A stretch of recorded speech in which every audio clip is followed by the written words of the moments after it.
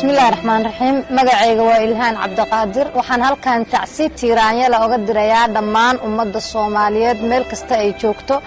gaar ahaan ehelkii iyo qaraabadii uu ka baxay xun Cabdiraxmaan Omar Ismaan injineer Yariiso gadoomiyaha gobolka Banaadir ahna duqa magaalada Muqdisho injineer Yariiso aabihii dalkeeno astaantii wanaago iftiin soo baxayo ummadda dhan u oydo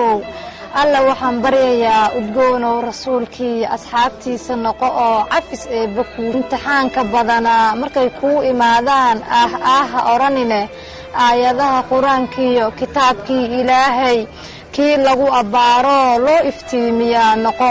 injineer Yariiso insaan wuxuu nimcaystiyo shartaba kuma arkaan albaabada wanaaga leh kii lagu abaaro aqal looga yeelo eeba uu cafiyay noqo